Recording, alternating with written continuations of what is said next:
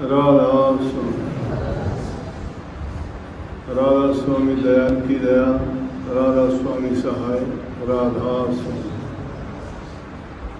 आपको पता है सत्संग के कार्यक्रम जैसे पहले होते थे उस प्रकार से तो नहीं है, लेकिन 24 तारीख को गुरु पूर्णिमा का सत्संग की तारीख है। गिने चुने सत्संगी आएंगे, बाकी सत्संग के लिए वर्चुअल सत्संग होगा। उसको आप व्हाट्सएप पर, फेसबुक पर और संतवाणी चैनल पर लाइव देख सकते हो घर बैठे। आश्रम में आने की इजाज़त बहुत कम लोगों को होगी, क्योंकि सरकार की तरफ से नियम है। और वैसे हमें भी ये सोचना चाहिए कि जब वो महामारी है और वो भीड़ के कारण ज़्यादा फैलती है, तो पिछले दिनों में उसके द्वारा किया गया जो नरसंहार था, हमने सब ने देखा। कितने हमारे प्यारे मित्र, साथी, नज़दीकी उस बीमारी के कारण समय से पहले संसार से विदा हो गए। जानबूझ के कोई ऐसा काम हम क्यों करें कि जिससे हमें नुकसान उठाना पड़े और दुख। इसलिए हर काम में सावधानी बरतना बहुत ज़रूरी है। और ये तो एक भयानक रोग है जिससे पूरे की पूरी दुनिया के लोग त्रस्त हैं। फिर हमें बड़े सोच समझ के काम करना चाहिए। अगर हम सुरक्षित रहेंगे, स्वस्थ रहेंगे, जिंदा रहेंगे तो पूरा जीवन सत्संग करेंगे, सुखी रहेंगे। लेकिन जब हम नहीं रहेंगे तो सत्संग क्या काम देगा। सत्संग बहुत ऊंची चीज़ है। संतों में, भक्तों में, त्यागियों में अगर नाम लिया जाता है तो मीराबाई का भी कुछ कोटि के साधकों में, संतों में नाम आता है। और जहाँ कहीं भी ऐसा जिक्र चलता है उनके त्याग की, विरह और वैराग की बातें सत्संगियों के लिए भक्ति के रास्ते खोल देती हैं। सिर्फ मीरा के वो गीत नहीं थे कि मन को खुश करने के लिए या मनोरंजन के साधन। देखने और सुनने में बड़ी आसान सी बात लगती थी। ये जो वाणी थी कितनी गहरी वाणी कि घर वाले कहते हैं कि मेरा तेरा सत्संग में जाना अच्छा नहीं है। दुनियादारी के लोग ताने देते हैं, हम ऊंचे खानदान के लोग हैं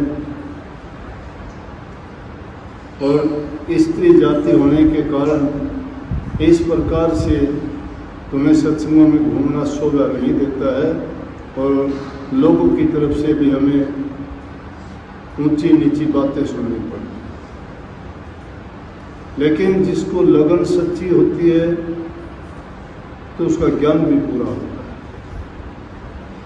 ज्ञान बातें सीखने का नहीं, ज्ञान वो चीज़ है जो इंसान को हर प्रकार से संतुष्ट कर देता है।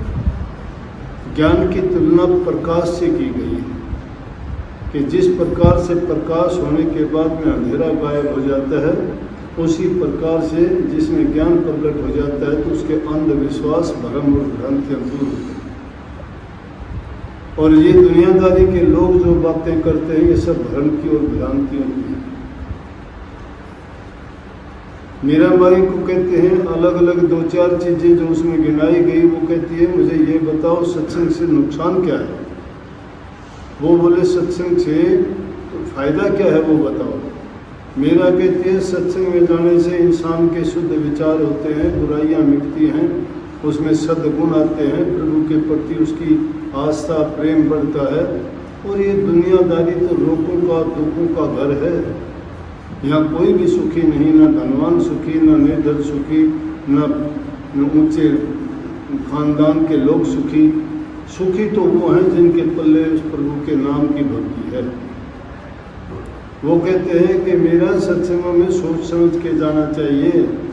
तो सत्संग में जाएगी, वहाँ काले नाग का मतलब ये उन्होंने एक उदाहरण के रूप में और पर्याय के रूप में बताए हैं कि काले नाग क्या हैं कि बुरे विचारों के लोग बहुत मिलेंगे तुम्हें।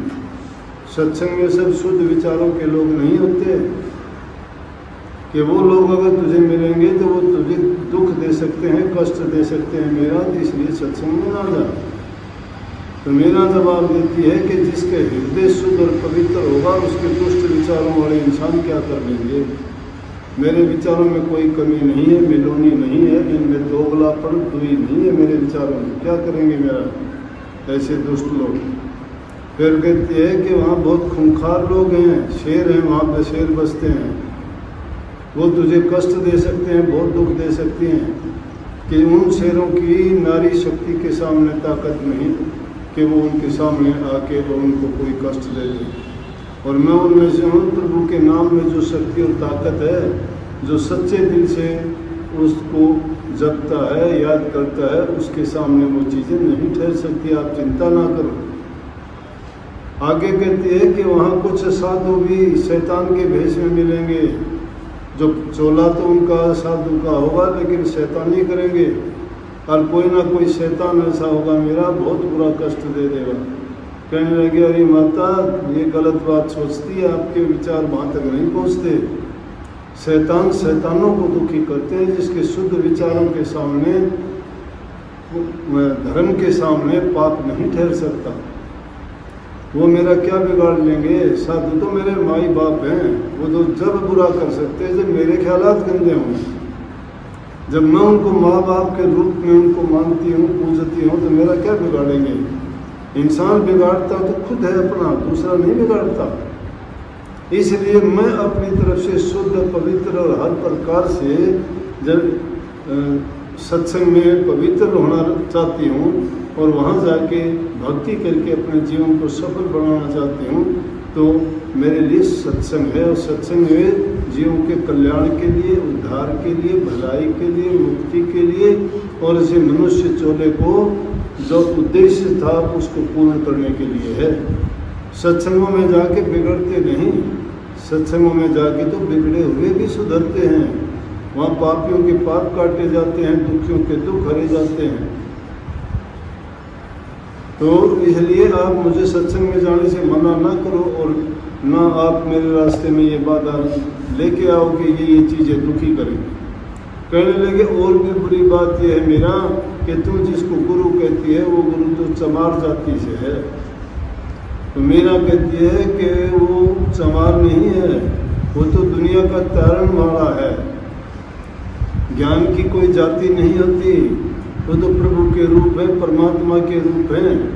वो तो जीवों के कल्याणार्थ आए हैं, और उनकी कोई जाति कोई धर्म नहीं होता। इसलिए ये बात आप गलत कहते हो। मेरा गुरु उसकी कोई जाति धर्म और उनका दर्जा नहीं है, वो तो मालिक कुल के अवतार हैं और जीवों के कल्याण के लिए आए। ये शब्द का अर्थ था मैं बताना चाहता कि इसको सिर्फ एक गीत मान के ना सोच लेना।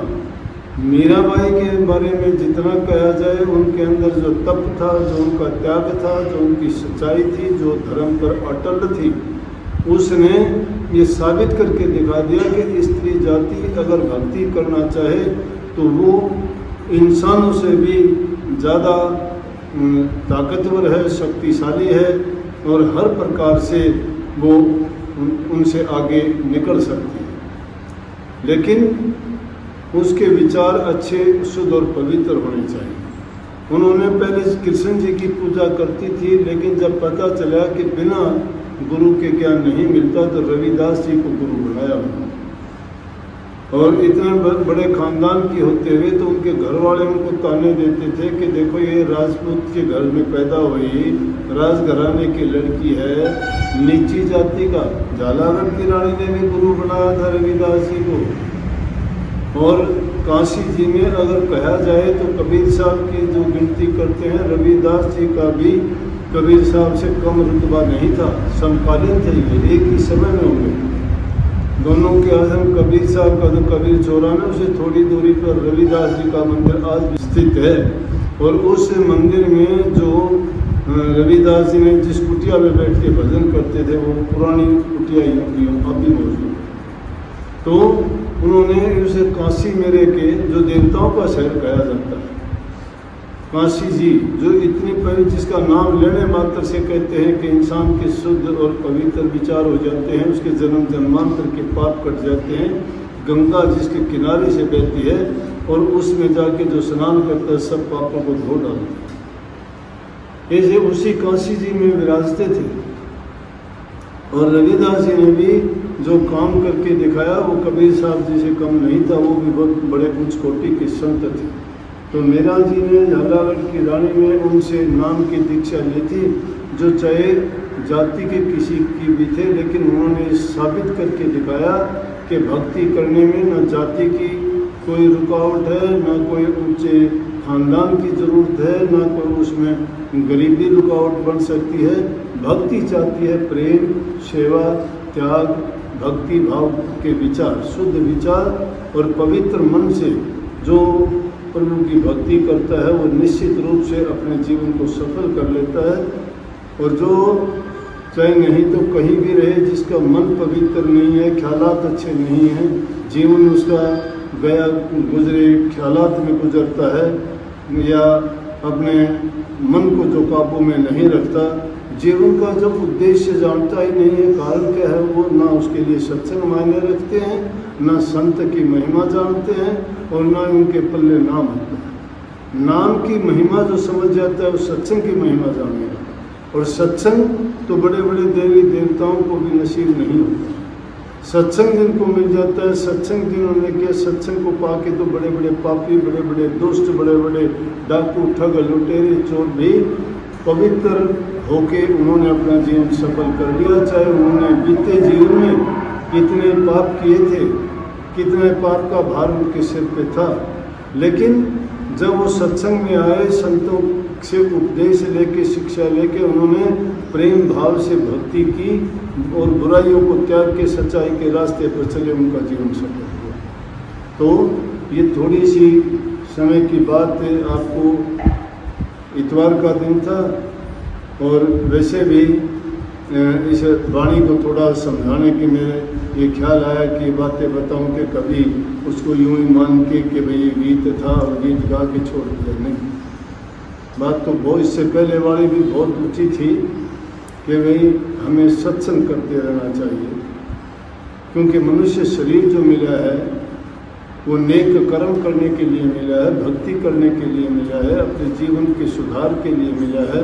इस 84 लाख के घेर घुमेर से निकल के और जन्म मरण के बंधनों को काट के सदा के लिए अमर हो जाने के लिए मिला है। और उसके अमर हो जाने के लिए क्या है कि पैर इसलिए दिए थे गुरु दरबार में जाएं, आंखें इसलिए दिए थे कि महापुरुषों के दर्शन करें, और जबान इसलिए दी थी कि उस प्रभु के नाम का सुमरण करें, हाथों से सेवा करें, तन से, मन से, धन से, जितना हमारे से हो सके नेक काम करके अपने समय को का सदुपयोग करें, परोपकार करें, भलाई के काम करें, तो ये हमारे जीवन का अर्थ है। नहीं तो दुनिया में यूं ही आए और यूं ही चले जाएंगे, कोई मतलब नहीं। इंसान में ज्ञान है, समझ है, विवेक है, बुद्धि है, और ये भला बुरा, हित अहित, पाप पुण्य सब समझता है।